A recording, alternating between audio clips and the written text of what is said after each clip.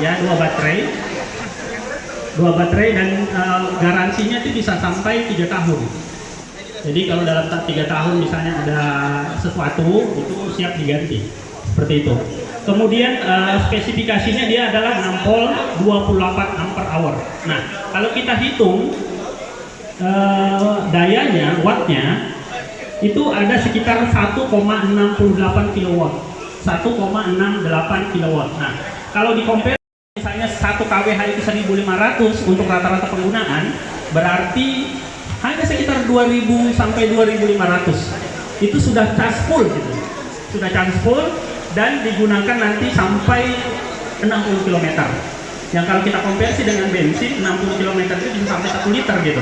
Nah, kita bandingkan saja 1 liter dengan listrik yang hanya sekitar 2.500 tadi. Jadi mungkin efisiennya ada di situ. Kemudian